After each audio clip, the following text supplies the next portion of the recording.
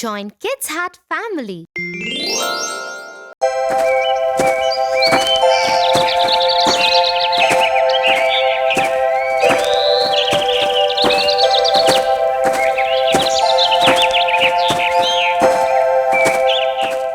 You know, my friend John stays with his cousins.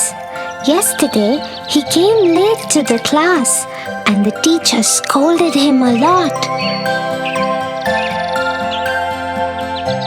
John said his cousin brothers made him finish their course before they let him leave for school. He said they always trouble him and make him do a lot of housework. Oh no, he must feel really bad. John is a very nice boy. He doesn't disobey anyone. He's very nice to his cousin brothers despite the way they treat him. That is very nice of him. We should always forgive people for their mistakes. Have you heard the story of Cinderella?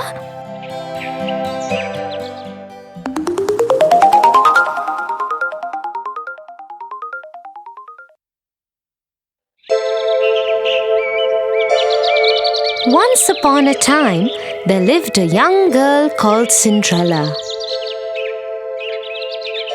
Cinderella's mother had died, and so her father had married another woman who had 2 daughters.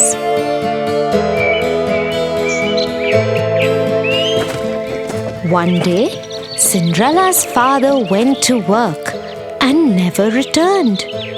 Cinderella was left at the mercy of her stepmother and 2 stepsisters who made her do all the work of the house.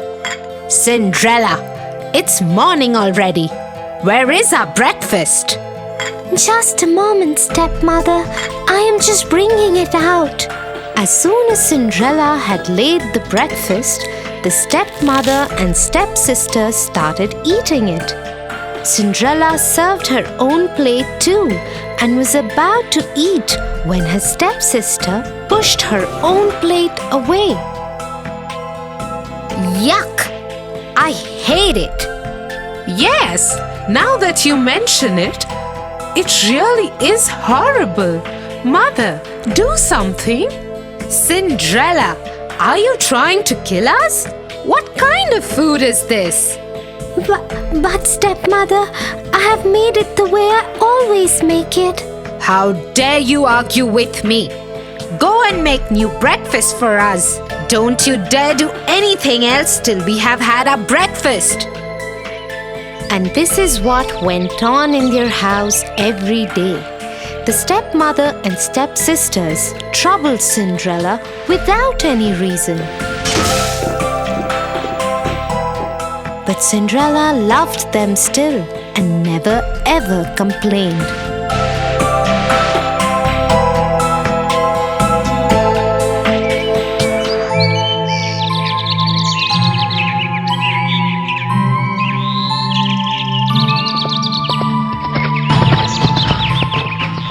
One day, an announcement was made in the village.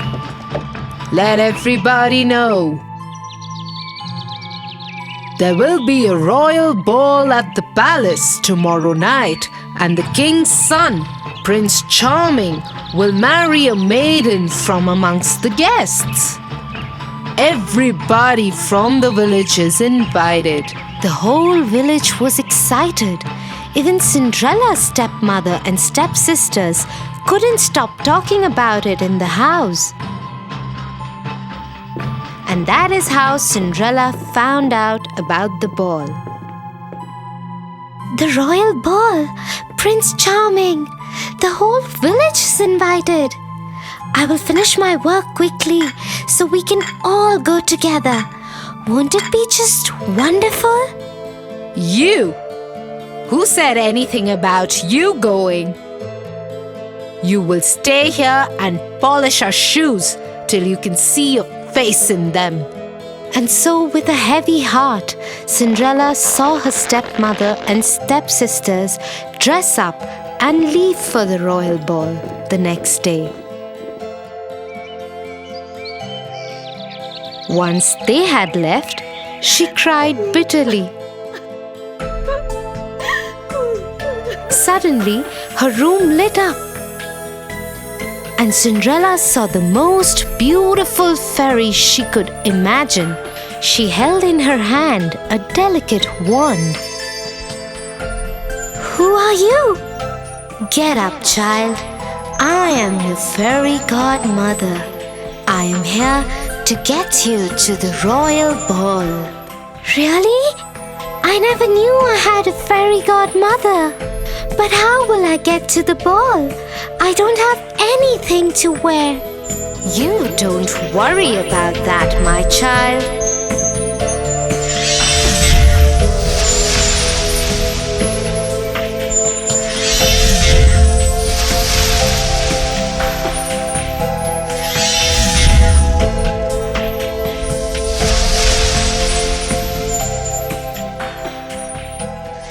And so, in just a few minutes, Cinderella was ready for the royal ball.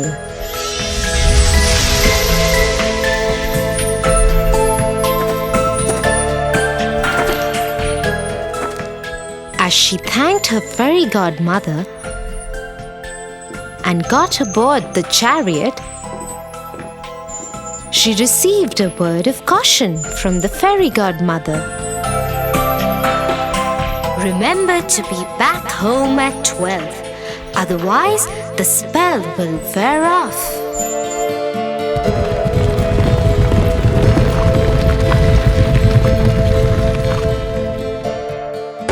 Soon Cinderella arrived at the palace. As she entered the great ballroom, everyone turned to look who this beautiful maiden was. Nobody could recognize her.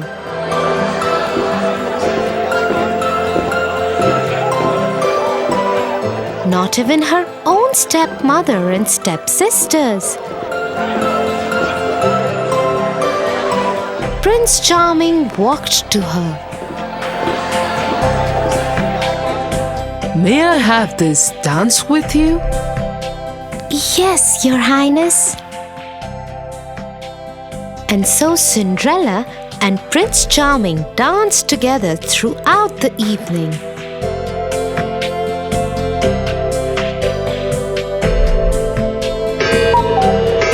Till Cinderella heard the clock strike.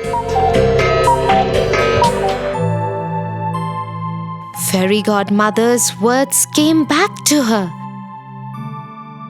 She needed to get out of there before the clock struck 12. Without saying a word, she tore away from the prince's grasp and ran out of the palace. The prince ran after her. "Wait, wait! What is wrong? Why are you running? I don't even know your name." But Cinderella dared not wait or even look back. Her beautiful gown was already turning into rags again. Her hair was coming loose from the perfect bun that the fairy godmother had made for her. She didn't even stop when one of the glass slippers came off her foot and fell in the palace driveway. She ran out of the palace gates and vanished into the darkness on a path that led to her home. Once home, she went back to polishing the shoes that had been given to her and decided never to speak to anyone about the ball.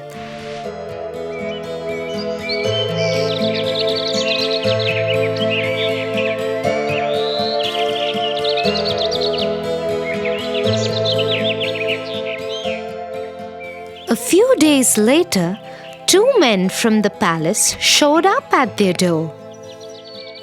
The lady that Prince Charming fell in love with left behind her glass slipper at the royal ball. The prince believes that such a beautiful slipper could fit only his beloved. And so we're asking all the girls in the village to try the slipper.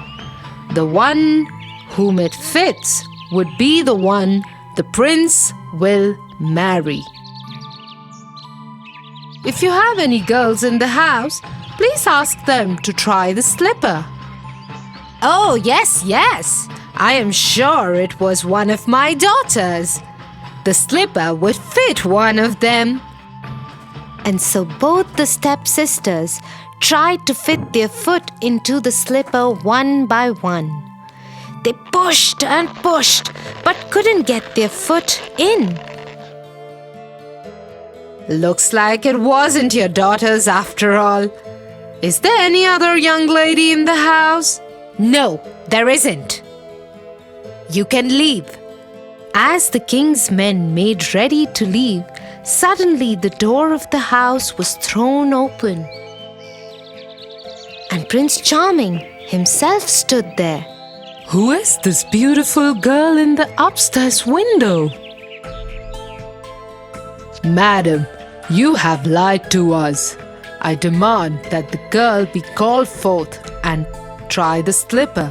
Yes, but she is only a servant girl. Nevertheless, Cinderella! Cinderella! Come down here at once! Yes, stepmother.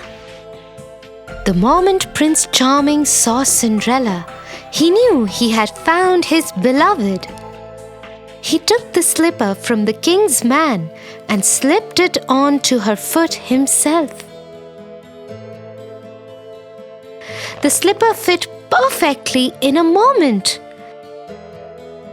Cinderella was once again transformed into the beautiful maiden from the night of the ball. Prince Charming took her to the palace with him.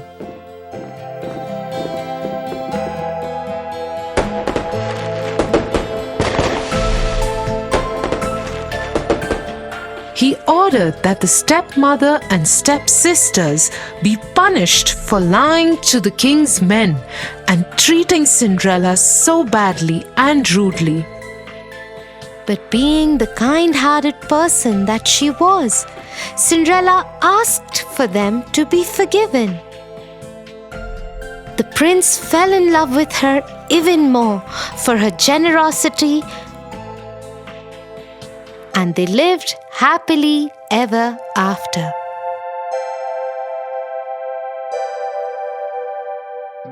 Wow, Tia, how wonderful is it to forgive people?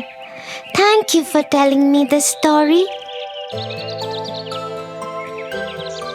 I will tell it to John too. I'm sure he will like it.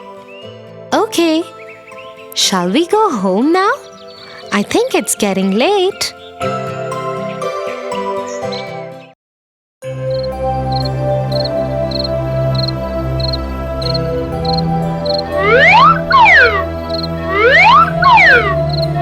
Did you have a good birthday, Tofu? Yes, very much.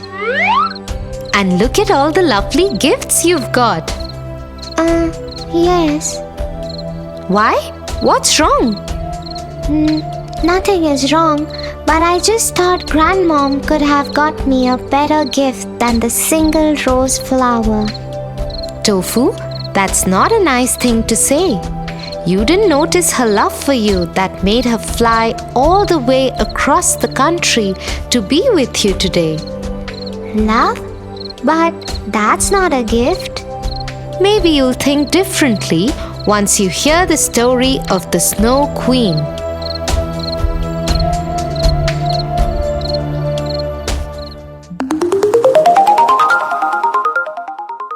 The Snow Queen. Once upon a time, in a small village lived two neighbors who were best friends too. Their names were Gerda and Kay.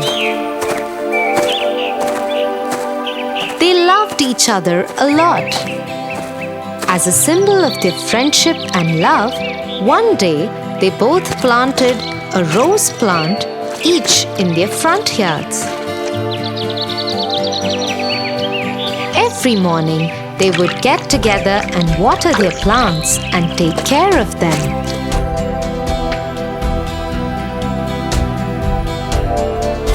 When winters came, Gerda invited Kay. Why don't you come over in the afternoon? My grandma has promised to make us a cup of hot chocolate and tell us a story. Okay, Gerda, I will come over after finishing my chores.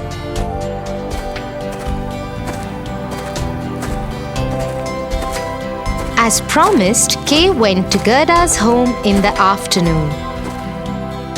Tell us the story of the Snow Queen, Grandmama. Bah, there is no Snow Queen. Do you still believe in such stories? Little did Kay know that the Snow Queen did exist.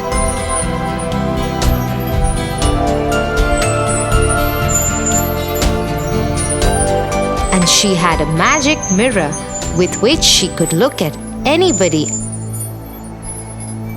And right at that moment, she was looking into Gerda's living room where they sat. Doesn't believe in me, does he? I will send him my ice arrows that will turn him cold. All the love will be gone from his eyes and his heart will freeze over. And the Snow Queen sent her ice arrows towards Kay.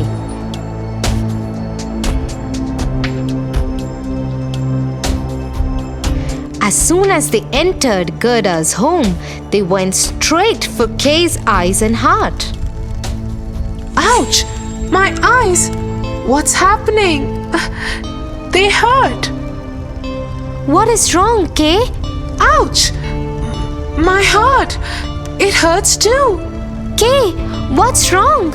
Are you okay? Suddenly, Kay's whole behavior changed towards Gerda. Oh, stop being such a wimp, Gerda. Nothing is wrong. Get away from me. Saying so, he shoved Gerda aside and went home.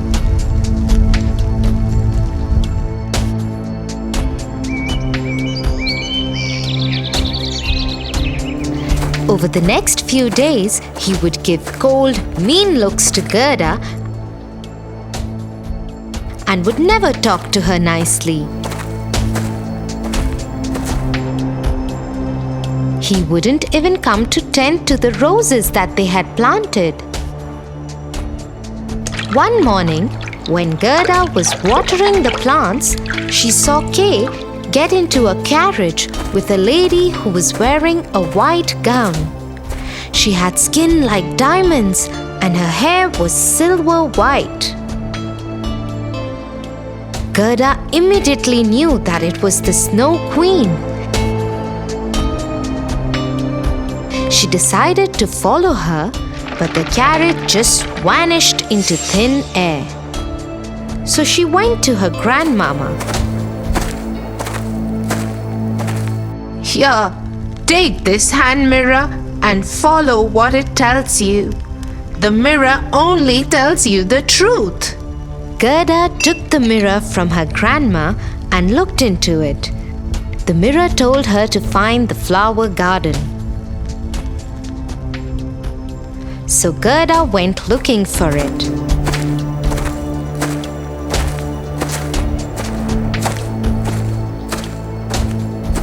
Meanwhile, once the Snow Queen reached the palace, she told Kay to make it his home from now on.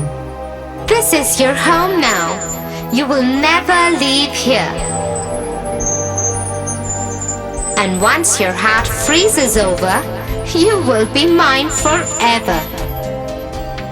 Back in the village, Gerda found the flower garden and entered it.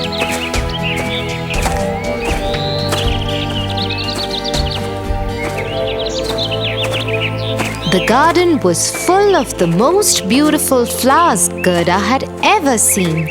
She fell in love with them immediately. But there was no smell of the flowers. Surprised, Gerda bent down and touched one of the flowers to understand if they were real. As soon as she touched one flower, The fragrances of all flowers returned, and the flower lady appeared in front of her. Thank you.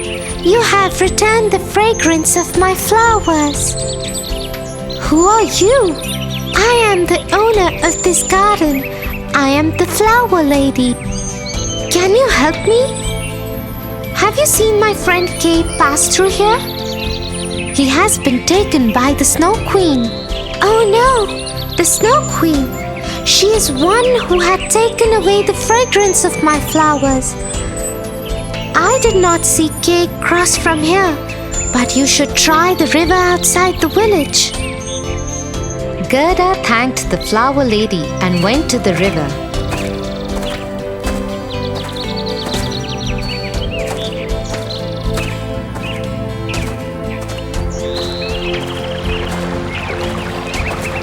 There she saw a boat waiting for her. She climbed into the boat and it took her to the pirate ship.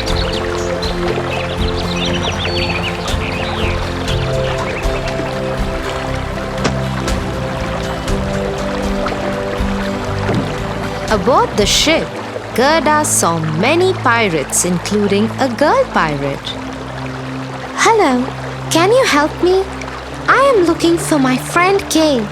The Snow Queen has taken him. I don't know any Kay.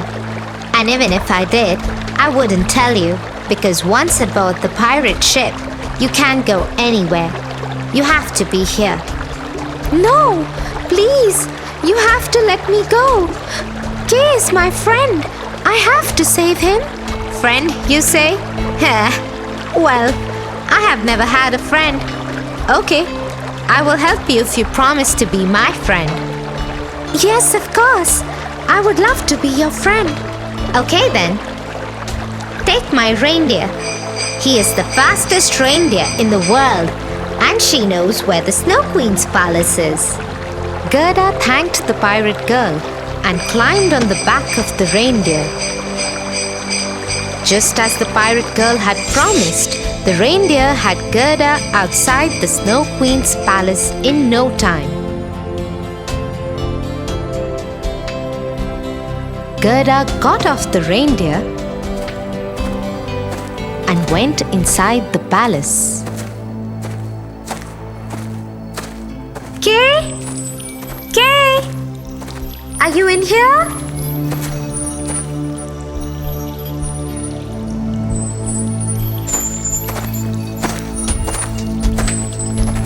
What are you doing here?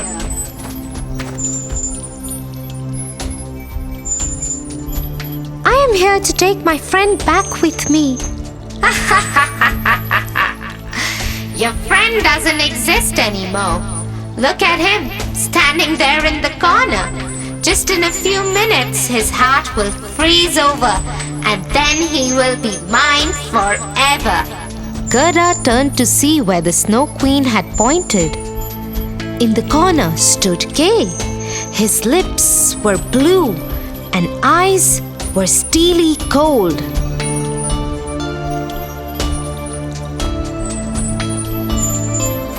Gerda rushed to him. Kay, it's me, your friend. When Kay didn't reply, she reached out for his hand. His old friend's touch returned the color in Kay's eyes. Encouraged by this change, Gerda pushed on. Remember all the times we had fun at home? And our roses that we have in the front yard. There is no point in all this. His heart will freeze soon. Hearing this, Gerda broke down and started crying. As she was crying, her tears rolled down from her eyes and onto the hands of Kay. As soon as that happened, Kay looked up at Gerda and smiled. Gerda, my friend, you came for me. This is impossible. Nothing can ever turn my curse over. She tried to pull Gerda away from Kay. And that's when Grandma's mirror fell out of Gerda's pocket. When the queen looked into it, it spoke to her. Snow Queen, you have been mistaken. There is one power stronger than your curse, and it is the power of love. Hearing this truth, the Snow Queen started crying and soon dissolved in a pool of her own tears. Oh, now I feel so terrible, Tia. I think I have not been fair to Grandmom. Well, you still have time to make things better, Tofu. Yeah, you are right, Tia. I will go to her and apologize right away. Don't forget to give her a kiss and a big hug.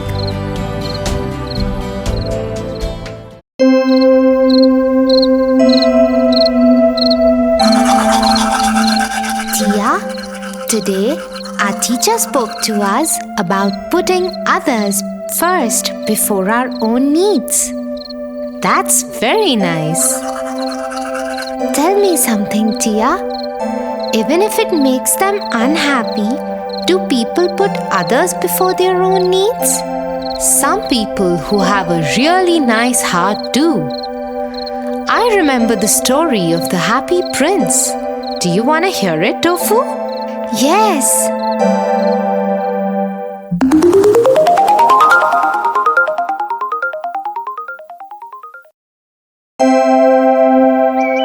Once upon a time, a beautiful golden statue of the most beautiful smiling prince stood in the town center.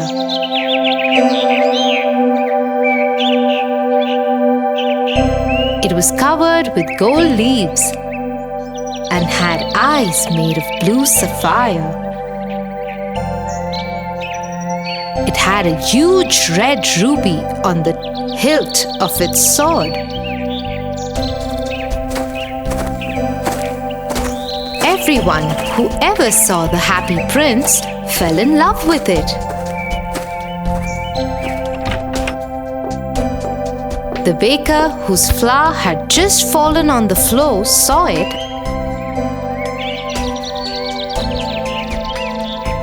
and said, Oh, Happy Prince, I wish I could always be happy like him. From now on, I will.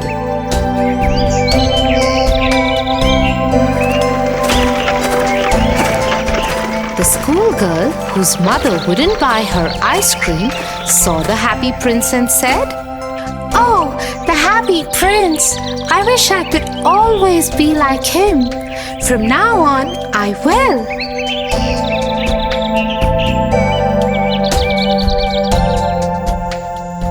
At the same time, in the forest near the city, a swallow asked his new bride, My love, all our friends have left for Egypt for the winters. There, they will see the Pharaoh's palace and bask in the sun in the royal gardens. They will enjoy many fruits and berries of different kinds. We must join them there. but his bride just nodded her head to say no. We will come back after the winters. You must let go of your attachment with this home and dwelling. Bride again nods no. You are being foolish, my new bride, but I must go. My friends wait for me. And so the swallow flies away. After a whole day of flying, he is halfway through the happy prince's city and then begins to feel tired. I think I will rest the night here and start again for Egypt tomorrow.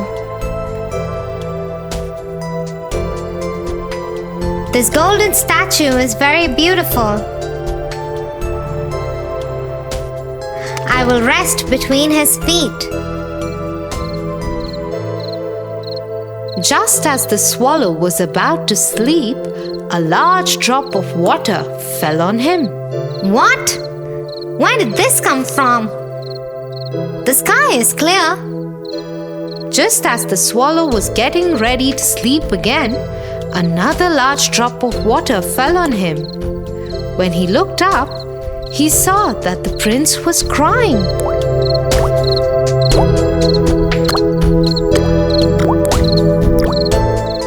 Who are you? I am the happy prince. Why are you crying then? I lived in the city palace once. I was always happy. I had no reason to be sad because I knew my people were happy too. When I died, they made a golden statue of me and put me here. From here, I can see the sadness of my people, and my heart, though it's made of lead, feels sad. What do you see? A golden prince? Far away, I can see a seamstress. Her fingers are red and bloody from endless stitching.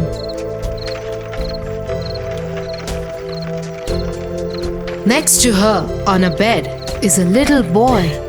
He is sick with fever and is crying out for oranges.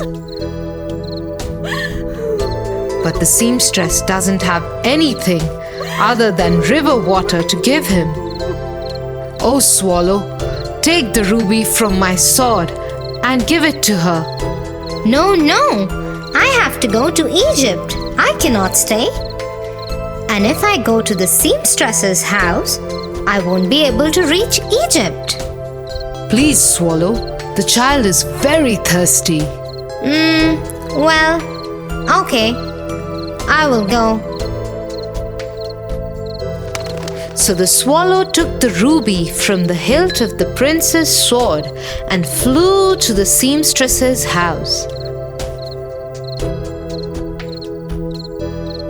By the time he got there, the tired seamstress had fallen asleep on her working table. So the swallow kept the ruby on the table. Then he flew around the sick boy's bed, flapping his wings.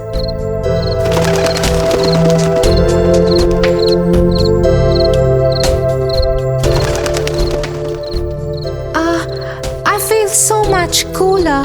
I think I must be getting better.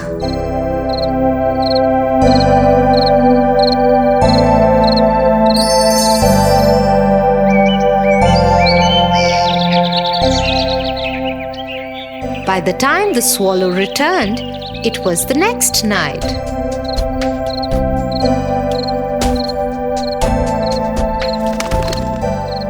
I will now go to Egypt. But the prince was crying again.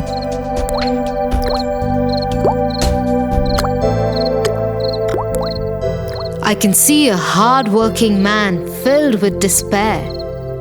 He is a writer and must finish his next play soon. But he is tired because he has no food to eat. Won't you stay another night and help that man? Okay, one night it is. Should I take another ruby to him? Alas, I have no ruby to give him now. But my eyes are made of sapphire. Take one of my eyes.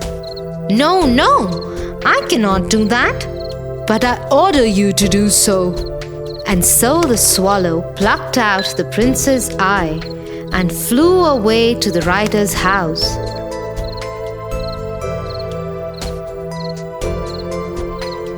By the time he reached there, the writer had fainted out of hunger and cold. The kind swallow put the sapphire on the writer's desk and collected dry twigs and lit a fire for the writer before he flew back to the prince.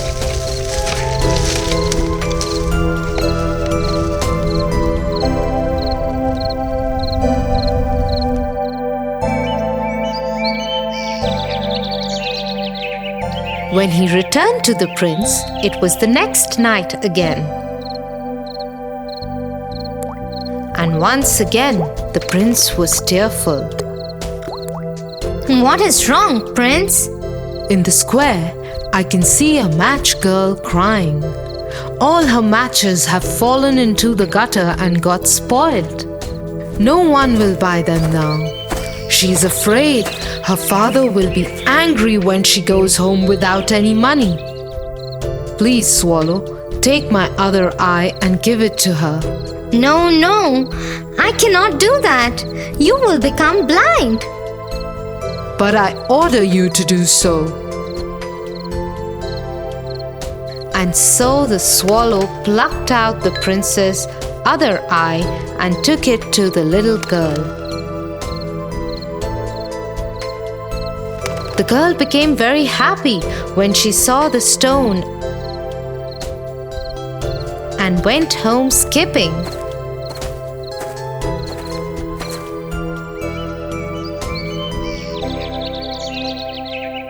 The swallow returned to the prince.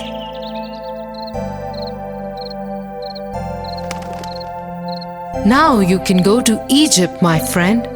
No, now I cannot go, my friend. I will stay here and become your eyes. So the swallow stayed by the prince. Every day he would fly over the city and tell the prince the sorry tales he saw. The prince would then tell the swallow to pluck out a gold leaf from his body and give it to the poor people of his city. Soon there were no leaves left on the body of the prince. All that was left was his cold grey body. It kept getting colder as the winters kept setting in and the weather kept getting chillier. The swallow knew that he will not survive the season much longer. My friend, it is time for me to go. Finally, you're going to Egypt. Not Egypt, but towards death. Isn't it like sleep after all? But before I go, can I kiss you? I will once again be sad without you. Kiss me before you go. And so the frail swallow kissed the prince and fell at his feet dead. Suddenly, there was a loud sound like a crack. It was the sound of breaking of the prince's lead heart. In the morning, the mayor of the city crossed the statue. What an ugly statue! And it has a dead bird at its feet too. Break it down immediately and put up my statue instead.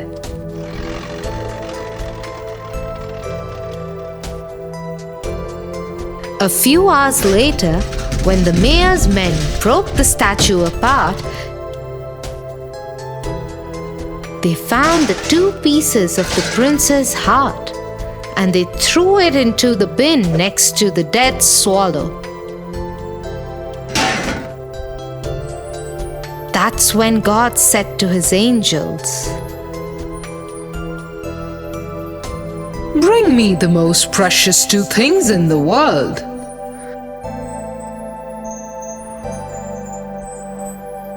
and they took the dead swallow and the prince's broken heart to God. Well chosen, my angels. From now on, the swallow will sing in my heaven, and the prince will praise my ways.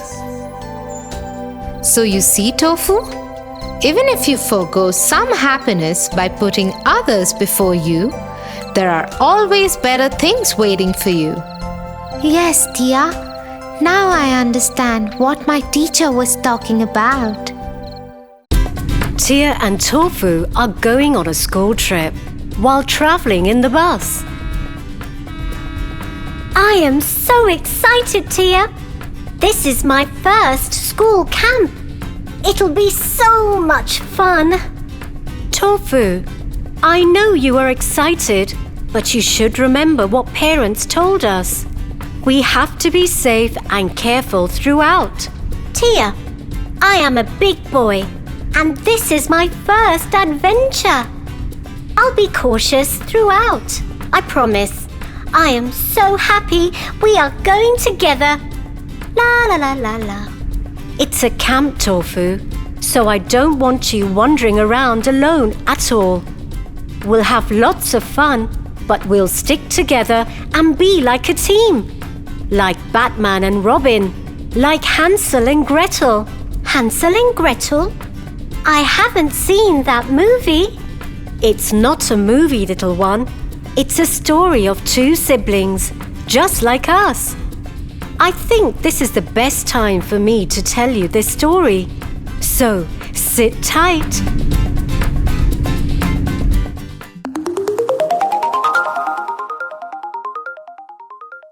Hansel and Gretel. Once, a poor woodcutter had a son and a daughter named Hansel and Gretel. One day, they get an evil stepmother.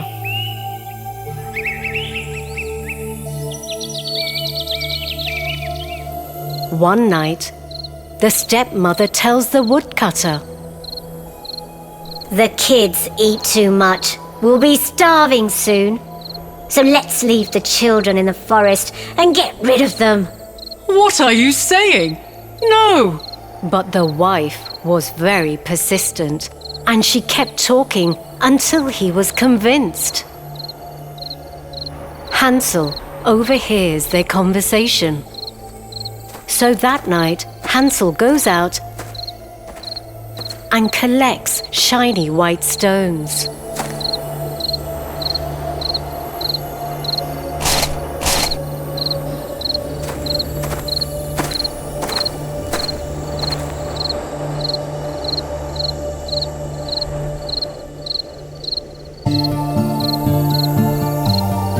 We'll find our way back home. Stop crying, Gretel. Hansel, tomorrow we are going to die. What do we do? Don't worry, we will survive. Good night, Gretel. Hansel hides the stones and sleeps.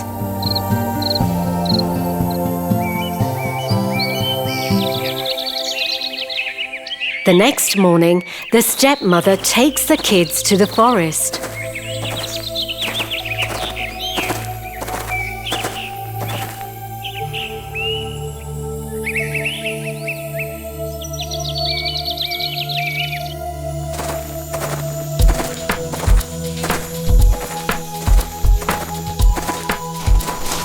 Hansel keeps dropping stones on the ground, thinking, we can follow these stones home.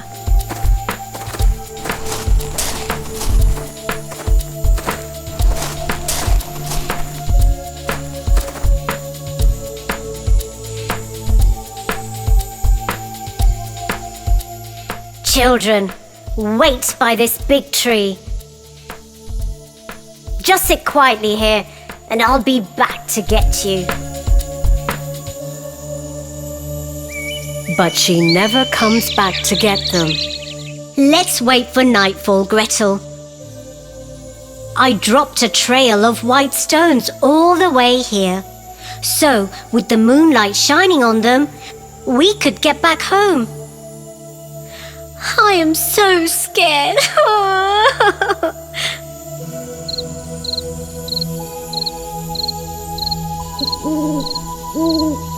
So at night, Hansel and Gretel follow the shiny stones out of the forest.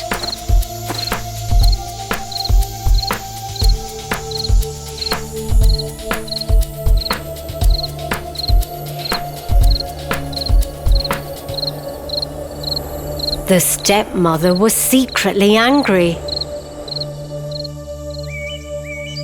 A few days later, the stepmother again tricks the children. Let's go have a picnic in the forest. Here, Take this bread to eat later.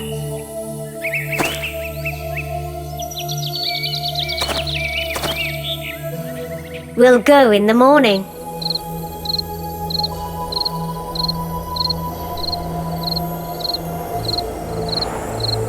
This time, the stepmother locked their room at night, and so Hansel couldn't pick up any shiny stones.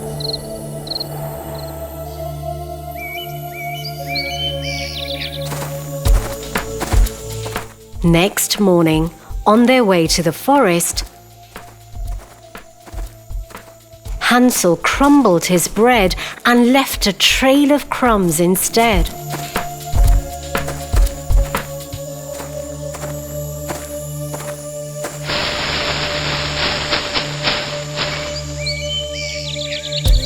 Deep in the forest. This looks like a good spot. You both can take a nap here while I go and cut some wood. Hansel and Gretel knew she wouldn't come back again.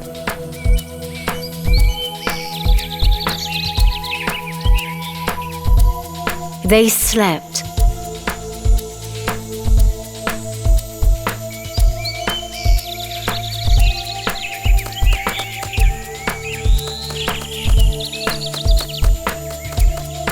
And waited for nightfall again.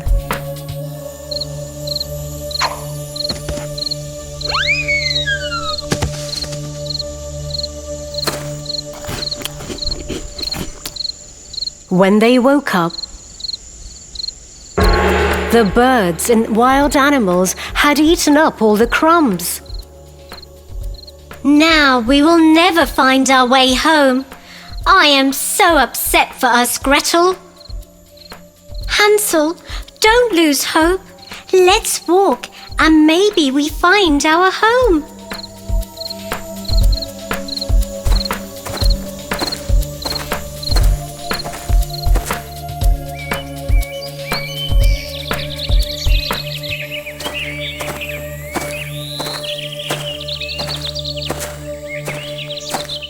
After walking the entire day, they find a small house.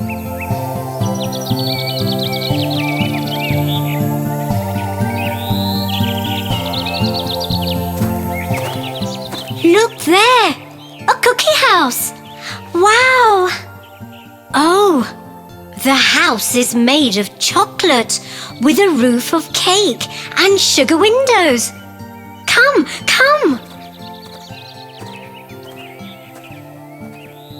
The hungry children didn't even stop to think. I want a big piece of the cake roof. Yum!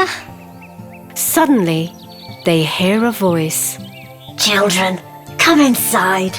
You seem hungry. I'll make you yummy food right now. The lady was an evil witch. The kids go in the house with her.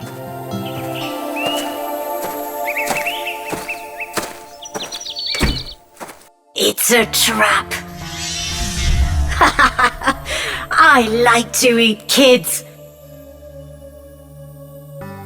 I made this house to lure you in. Now I'll fatten the boy up and make a tasty treat for myself. Her eyes were red. She had terrible eyesight, but a good sense of smell. She locks Hansel in a cellar. She makes Gretel do all the housework, all the chores. Hansel and Gretel cried and begged, but she had no mercy on them.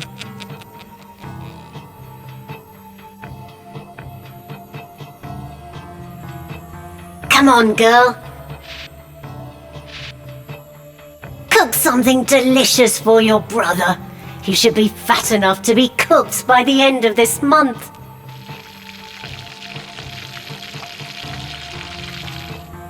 A week passed.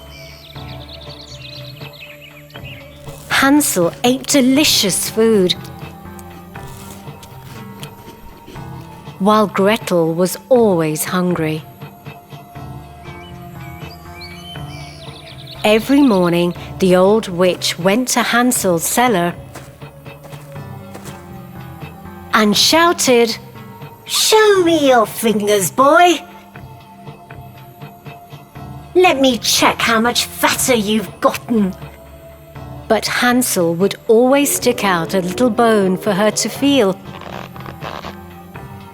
because the witch couldn't see very well.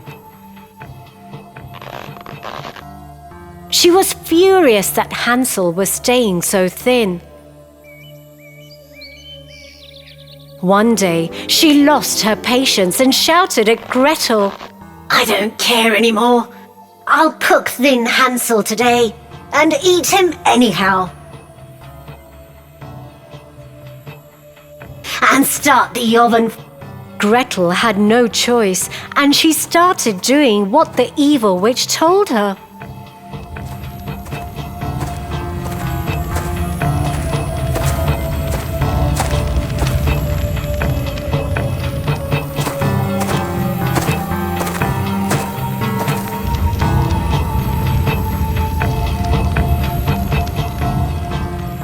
Now get in and see if the water is boiling enough. How can I get inside the oven? Please show me so that I can check the water.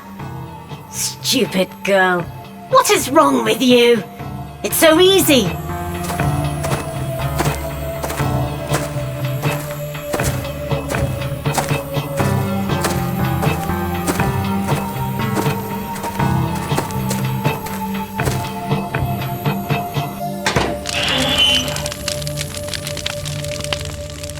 Look, you just need to step here and... Gretel cleverly pushed the old woman in the oven and shut the door. The vicious witch burned to a crisp. Gretel rushed to the cellar and set Hansel free. Hansel, my dear brother, the witch is dead. Now let's run out of here and find our home. How happy they were.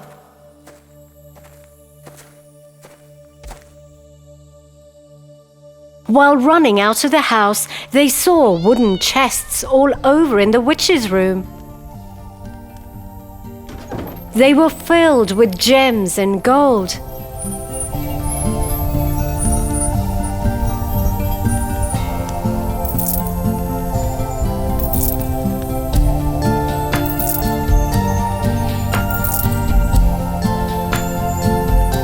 The children filled their pockets with as many gems as possible and left the house.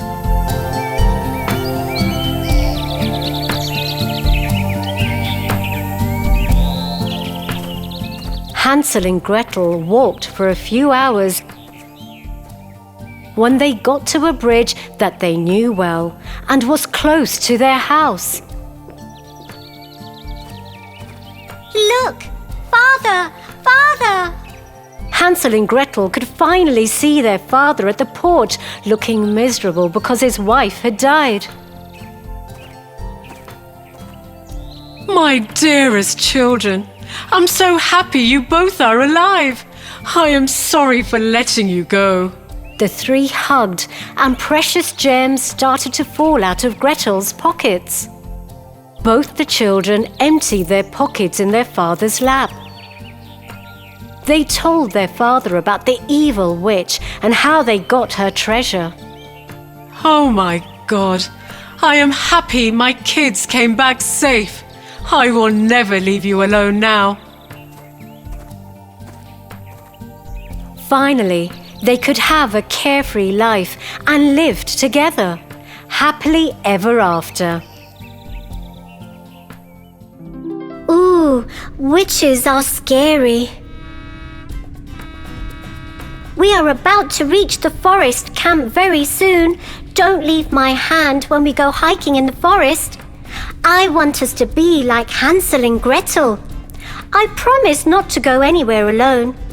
Does this forest have a cookie house or a witch, Tia? Tofu, it's just a story. Hansel and Gretel shared an adventure like a team. Don't worry about any witch. It's just a camp. I hope we find a cookie house like Hansel and Gretel. Cookie house. Yum! That sounds wow. I am hungry now. Give me the chocolates from the bag, Tia, please.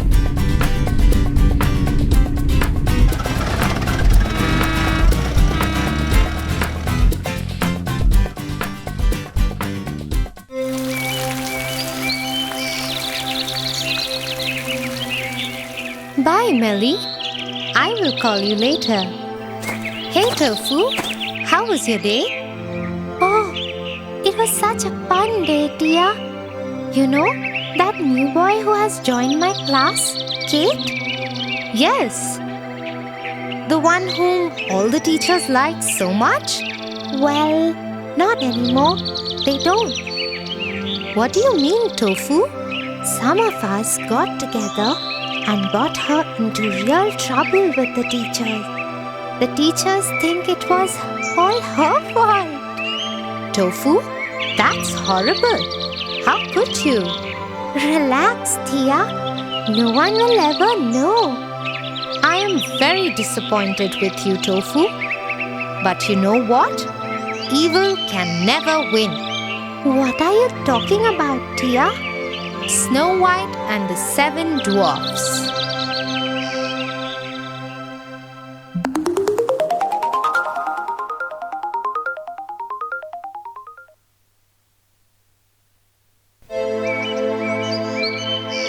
Once upon a time, there lived a king with his wife.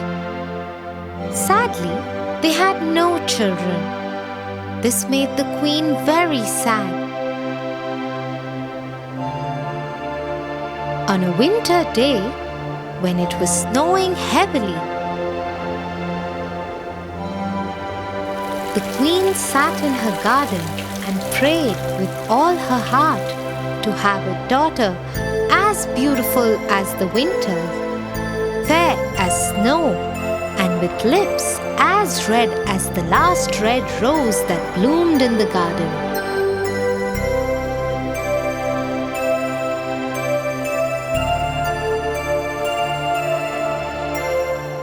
Her prayers were answered a year later when she gave birth to a daughter, just as she wanted. But the childbirth was so difficult for the queen that she died during it, leaving behind the king and their daughter, Snow White. As time passed, the princess started asking for her mother. Father, where is mother? Why don't I have a mother? Soon you will have one, my princess. The word spread in the kingdom that the king had decided to remarry. Families who had daughters of marriageable age started trying to impress the king, but no maiden could win his heart.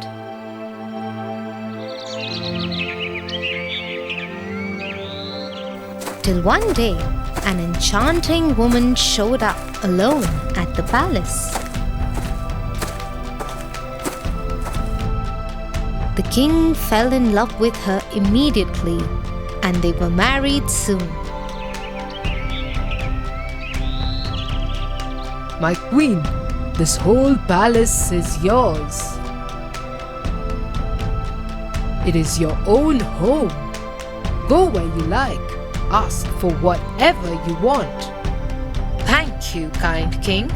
But all I need is a room to store my mirror that I have brought with me. Yes, I noticed that all you have brought is that large, round mirror. I am happy as long as you are happy, dear. Oh, you know what will make me truly happy? What is it? Your death.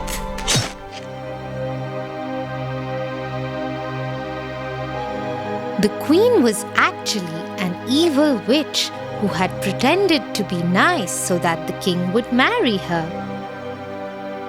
Her true motive was to have a kingdom of her own. She had only one other desire: to be the fairest woman in the world. Every day, she would stand in front of her mirror, which had magical powers, and ask it the same question. Mirror, mirror on the wall, who's the fairest of them all? It is you, O Queen.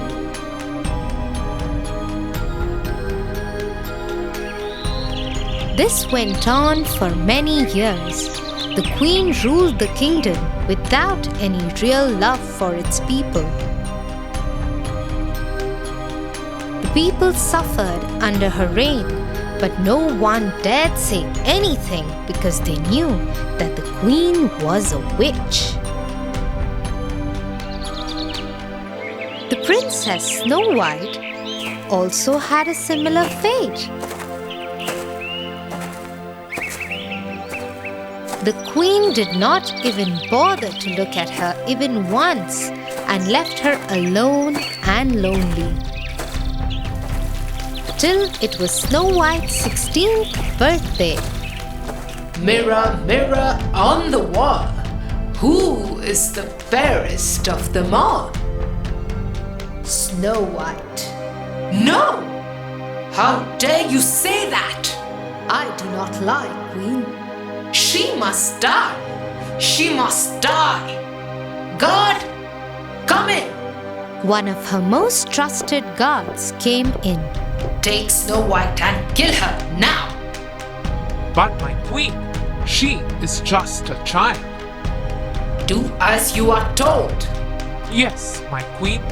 Afraid of the queen's anger, the guard took Snow White deep into the jungle to kill her.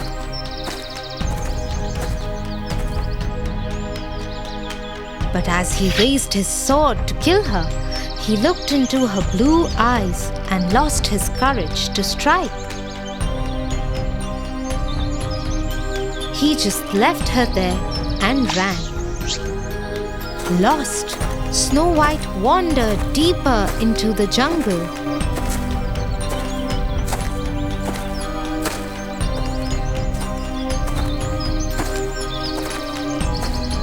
There, she came across a tiny cottage. She decided to enter it.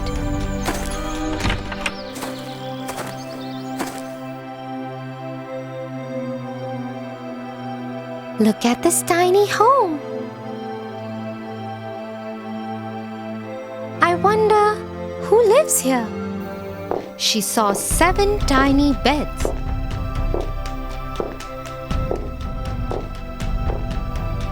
A dining table with 7 small chairs, and a kitchen which had 7 plates and tumblers. There is 7 of everything here. I think 7 people live here. But why is everything so small and tiny? Snow White was just looking around when 7 dwarfs entered the house. It was their home. Who are you? Oh, hello. I didn't hear you come in. My name is Snow White. I am the princess. The princess? We saw a royal guard kill a reindeer and pull its heart out. Yes, and he was mumbling to himself that he will tell the queen that he had killed the princess and brought her heart for the queen. Yes, the queen's guard brought me here. I think he wanted to kill me, but ran away, leaving me alone. Don't worry, princess. You can stay here with us. That way, you will be safe. Oh, thank you so much. Snow White started staying with the dwarf brothers. In the day, they would go out into the jungle to hunt and earn money. while Snow White would stay home and cook for them and take care of their house. They all lived happily together.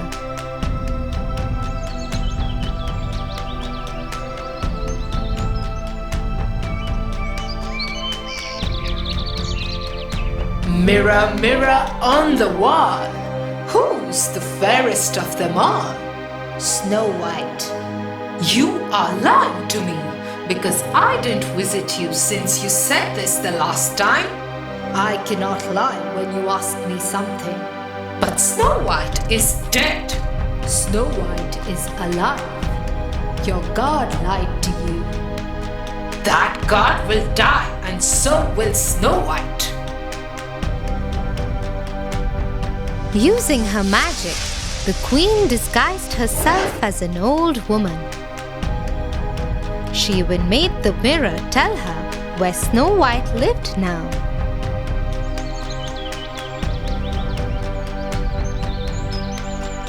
As she entered into the jungle, she saw Snow White filling a jar with water from a stream.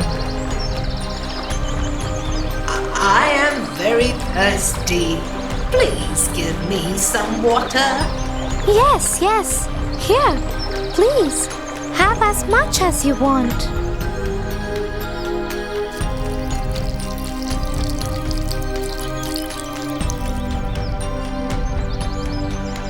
Thank you, dear girl. Please take this apple as a thank you from me.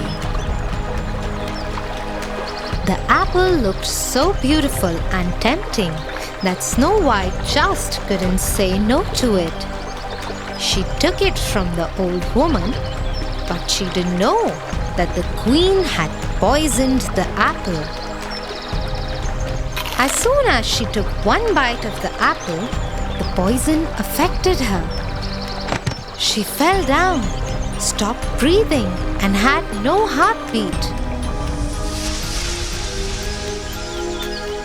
The queen became very happy and rejoiced as she made her way back to the castle. But she was too distracted by her joy and fell into quicksand.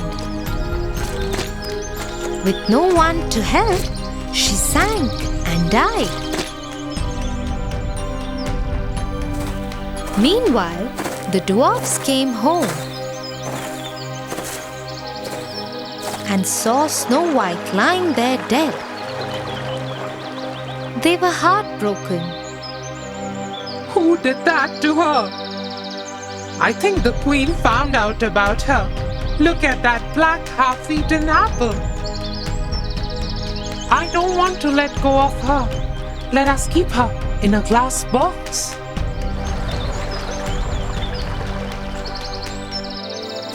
And so the dwarfs kept her in the glass box in the garden near their home. Every day they would keep a red rose on her box.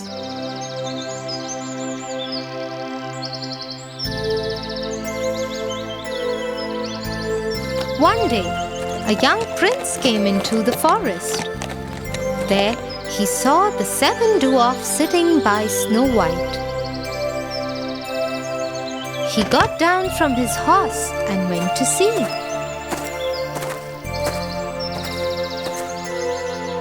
His eyes fell on Snow White, who was in the box.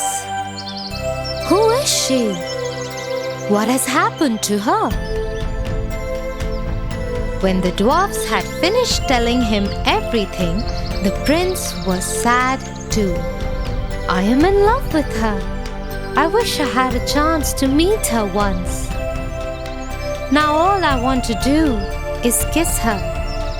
And so the prince lifted the lid of the glass box and kissed Snow White.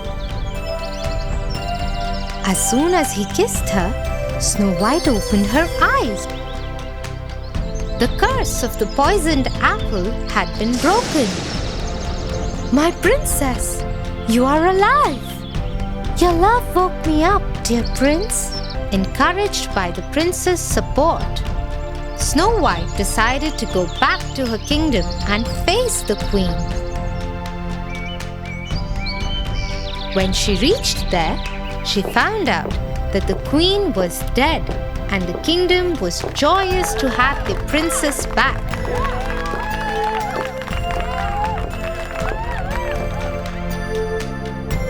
Snow White took over the throne with the prince by her side and even invited the dwarfs to come in the castle and stay with them. With her return, the kingdom was joyous once again. Tia, can you please take me to Kate's house? I have to apologize to her right away. I think I have been evil to her. Good decision, Tofu. Yes, I will take you there. Come on, let's go. Thanks, Tia. And I promise, tomorrow I will tell the teachers the truth too.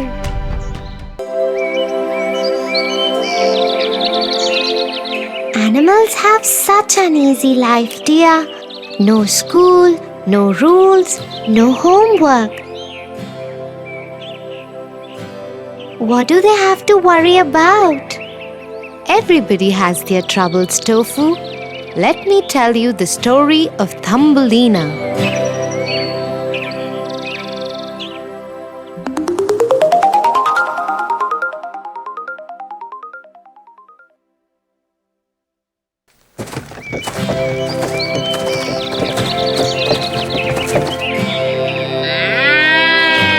Once upon a time, a woman lived by herself in a faraway village. She was very lonely after her husband had died.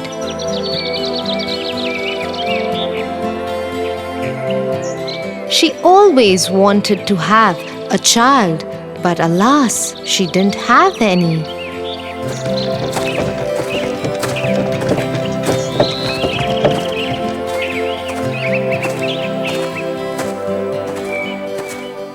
One day, she went to her friend who was a witch. The witch gave her a grain of barley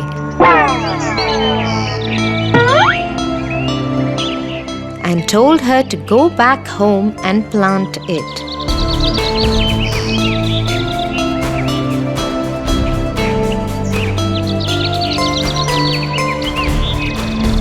The woman did as she was told. The next morning, a beautiful plant had grown from the seed. It had a lovely flower that looked like a tulip.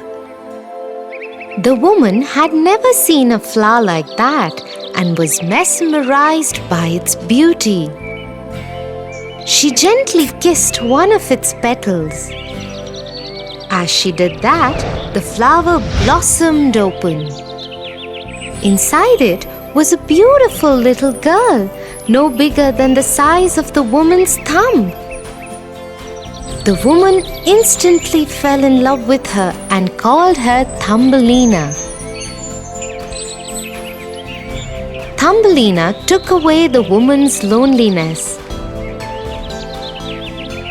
In the day, she would tell her stories and talk to her.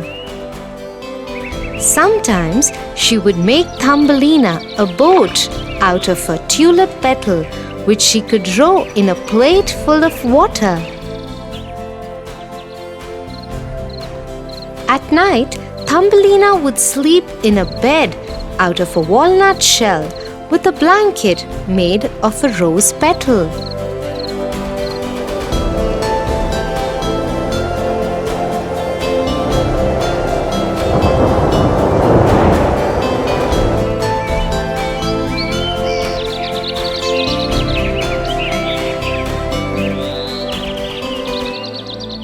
One night, as she was sleeping, a frog came to her window and saw her. He thought to himself, "What a beautiful girl! She will make a lovely bride for my son." And so he grabbed Thumbelina and hopped away to his home.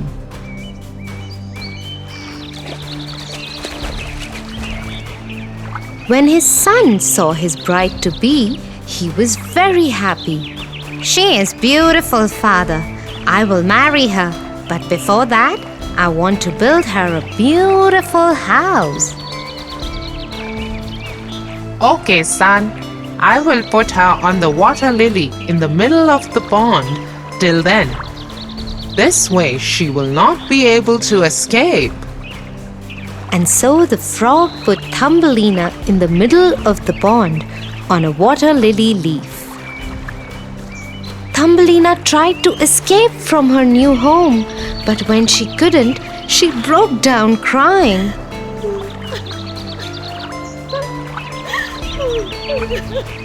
Two minnows were sitting under the same leaf and they heard her cry.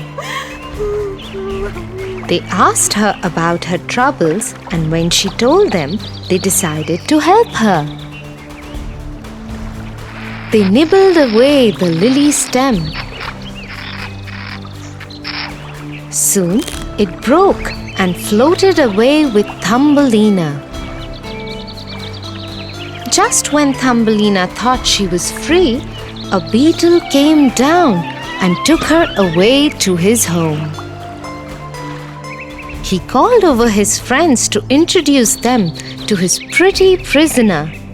But the beetle's friends told him that she was too different than them and she didn't belong with them. I agree. I think I should let her go. And so he dropped her in the long grass and flower. Thumbelina was very happy that she was free from her captors. However, she still did not know where her home was. She spent many days in the grass and between the flowers. She would eat the pollen of the flowers and drink the dew from the leaves. One day, as she was walking, she stumbled upon a small house made of mud. It had a strange round entrance. She went up to it and knocked on the door. A mouse opened the door. Oh, hello there. Isn't it cold out there for you today? Come in, please. Thank you so much. Once Thumbelina was settled comfortably in the mouse's house, he asked her about who she was. Thumbelina told him her entire story.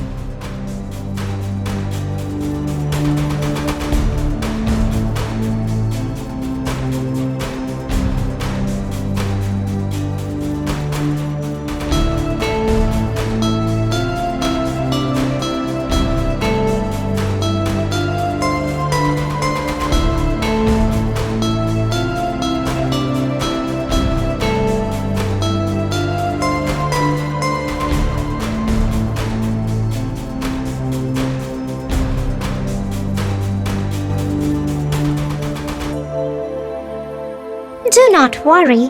You can stay here as long as you like. So Thumbelina started staying in her newfound home. To make herself useful in the house, she would cook for the mouse and tell him stories.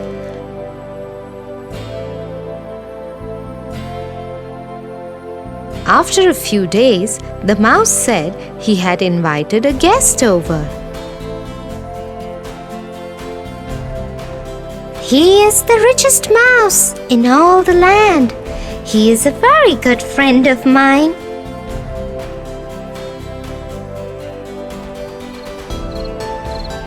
That night, the mouse's friend came over for dinner.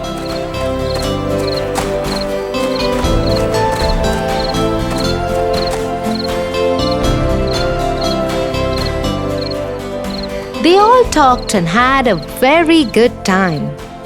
During the course of dinner, the friend fell in love with Thumbelina and declared that he would marry her. Thumbelina had no choice but to go along with what was happening. When the friend offered to show her his home, she agreed to visit his house. And the three of them set off together.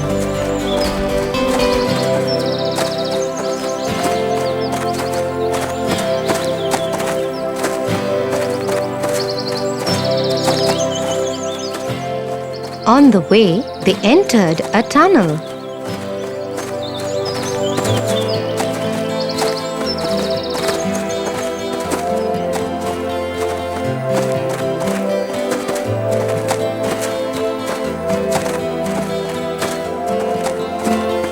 There they found an injured swallow lying on the ground.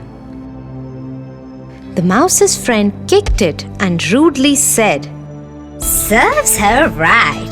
What is she doing in the tunnels? He should have stayed in the air. Thumbelina was shocked to see that someone could treat another like this. Unseen by the mice, she ran away from there. Once she was sure that the mice had left, she came back and attended to the swallow. She took great care of her.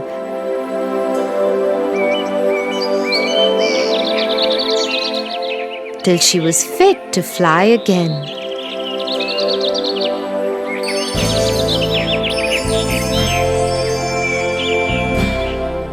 It became spring by the time the swallow could fly again. She told Thumbelina, I have to join my family and friends. They have flown away to a warmer place. I cannot stay here. Come with me.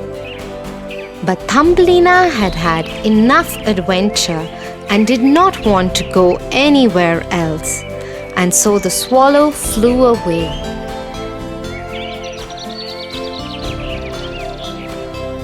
A few months had passed when the love-struck friend of the mouse found Thumbelina again. Oh, my beloved, I have been looking for you everywhere. Now I have found you and must marry you. Thumbelina knew there was no way out of it for her, so she asked him if she could spend one last day out in the open air before she was confined to living the rest of her life underground with him.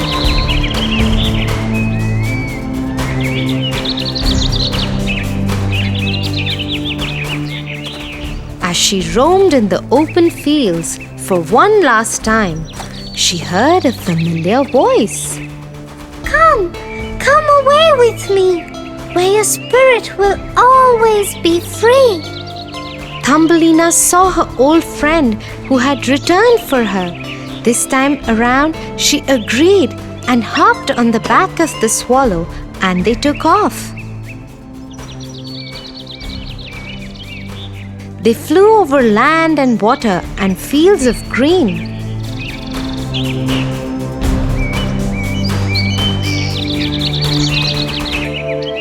When they reached the land of the flowers, the swallow landed Thumbelina on a beautiful flower petal. This is the kingdom of the flowers, and that is their king. Thumbelina saw a handsome young king with beautiful wings. He was surrounded by lovely flowers.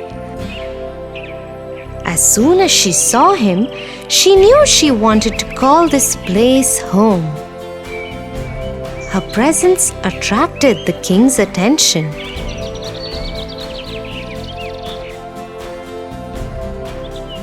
He too fell in love with her immediately. "Will you marry me?" Yes.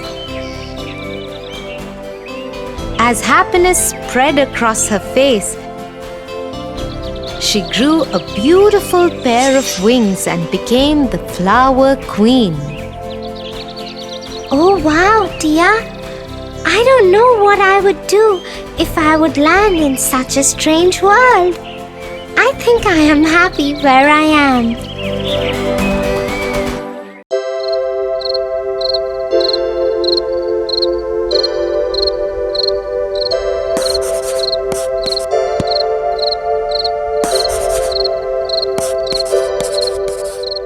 Tia, aren't you going to your friend's party? No, Tofu. Mummy has asked me to stay home with you tonight because she and Papa will be returning home late. Oh no! I'm sorry, Tia. Because of me, you can't go to your party. It's okay, Tofu. Sometimes we have to sacrifice things for the ones we love. Just like the Little Mermaid. Little Mermaid. Is it a story?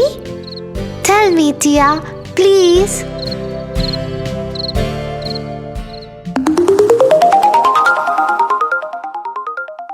The Little Mermaid.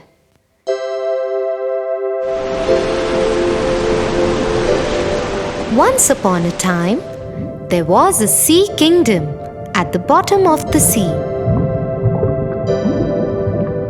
The king of the seas had 6 beautiful daughters who were mermaids.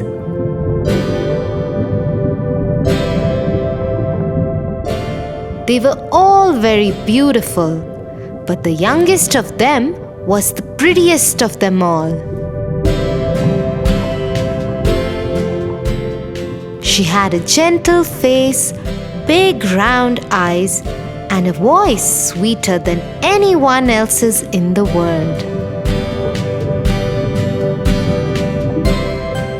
When the Little Mermaid turned 15 years old, her grandmother called her to her room. "Come, my darling. Today you have turned 15. And from now onwards, you can go to the world above. Just remember, the people above are very different from us.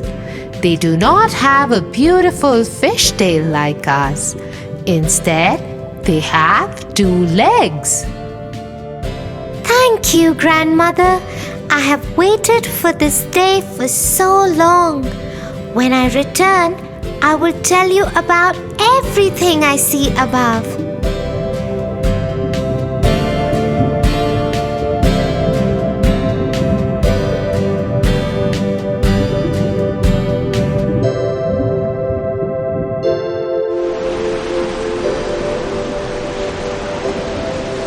That night, the Little Mermaid went to the surface of the water.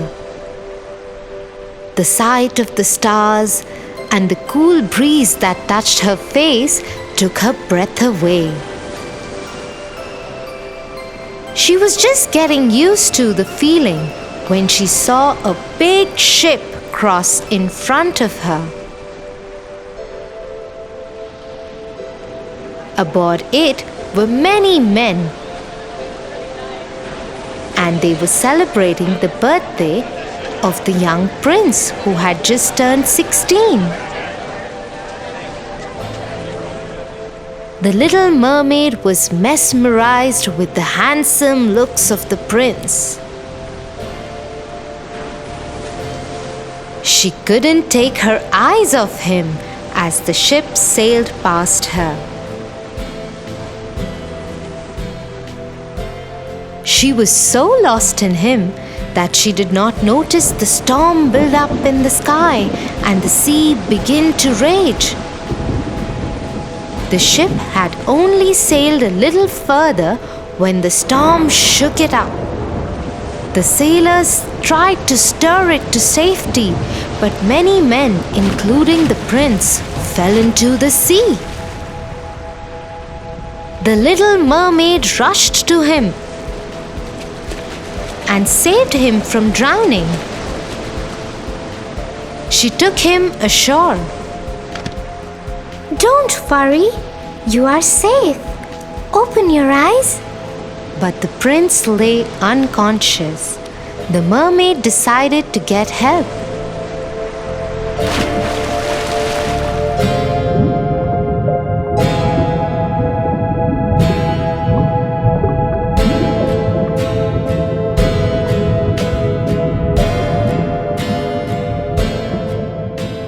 When she couldn't get any, she came back to where the prince was. She saw him surrounded by many people.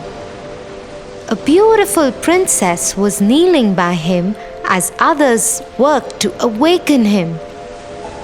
The prince opened his eyes, and the little mermaid was relieved that her prince will be saved now. You saved my life. Thank you. The prince knew nothing about the little mermaid.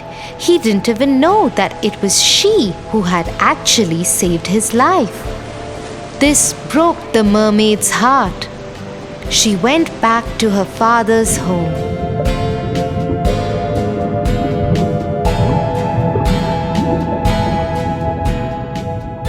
She told her sisters and grandmother what had happened.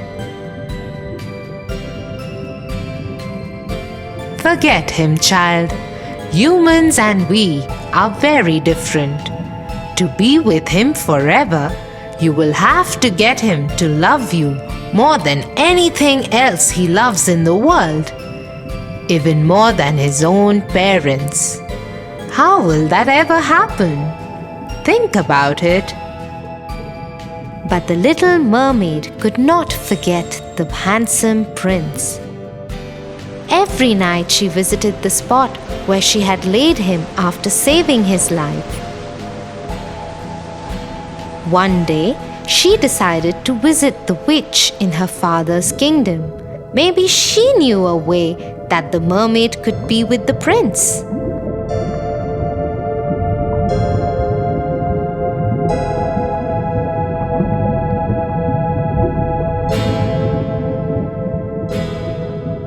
Yes, there is a way. I can send you to the land above the sea. You will lose your fishtail and have legs. If by the second sunset you can get the prince to love you more than he loves his parents, then you can be with him forever. Otherwise, you will die and become foam in the sea.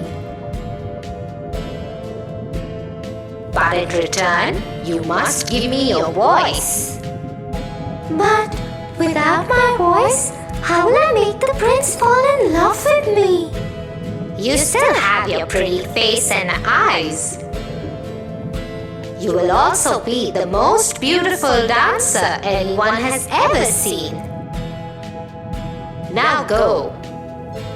In a flash, the mermaid found herself on the land. Her fishtail turned into human legs. It caused her pain, but she could not even scream because the witch had taken her voice away.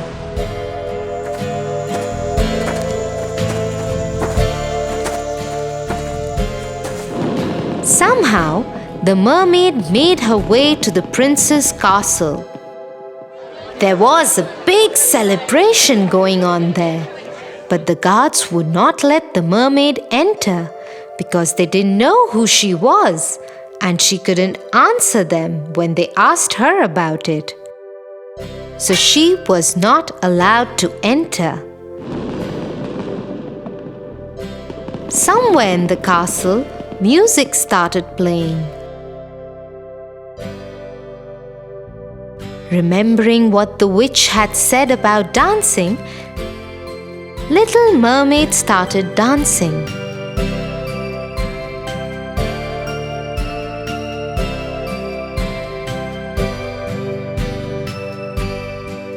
Oh, I have never seen anyone dance so beautifully. Maybe she has come to dance for the royal family in the celebrations. Oh, she is a dancer. Let me take her to the court. Once the mermaid reached the royal court, she saw that the celebration was for the wedding of the prince. Little Mermaid was heartbroken. She thought the only way of meeting the prince now would be to dance and draw his attention towards her. And so she performed a beautiful dance for the royal family.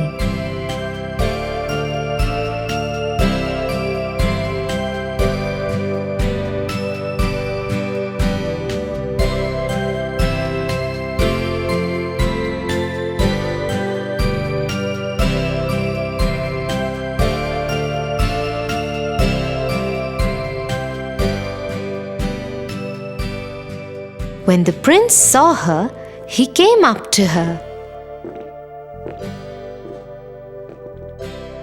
Hello, young lady. I have seen you in my dreams. Who are you? In his heart, the prince hoped that she would be the one who had saved him from drowning. He longed to hear the voice that had saved him when he was dying. But no sound came out when the little mermaid tried to reply. Forgive me.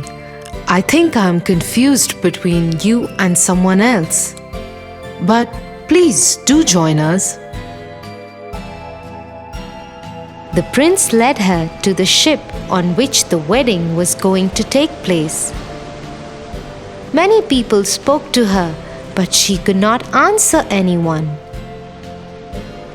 The princess was especially kind to her and took special care of her.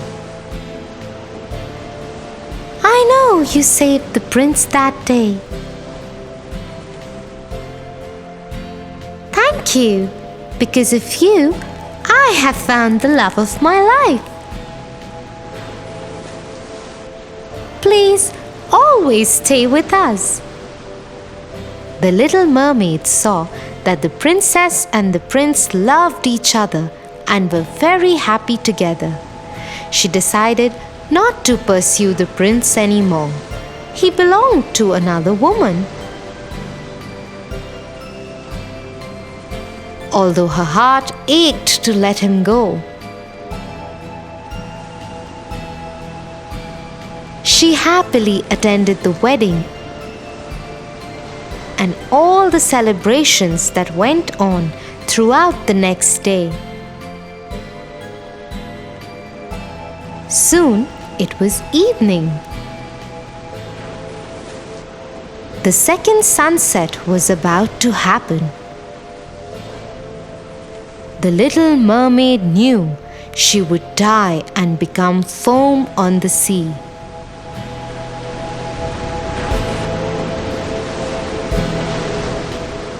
As she stood there, looking at the prince and his princess, she heard some voices behind her. She turned around to see. Her sisters were there in the water.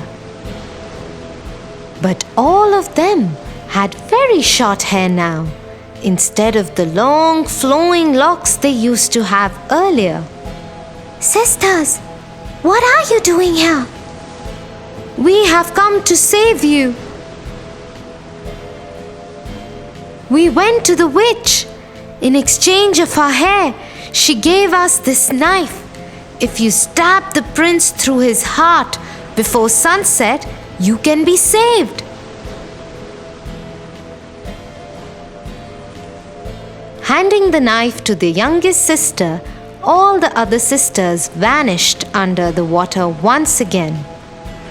The little mermaid stood there holding the knife to her heart. She looked at the newlyweds once again. She knew what she had to do.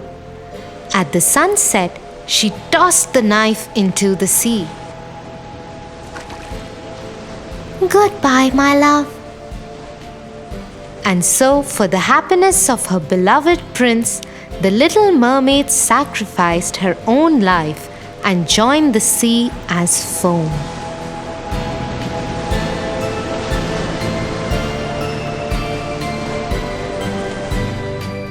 Tia, this is such a beautiful story. It shows how much the little mermaid loved the prince. Thank you for not going to the party and staying with me. That's because I love you, my little brother. I love you too, my darling sister Tia.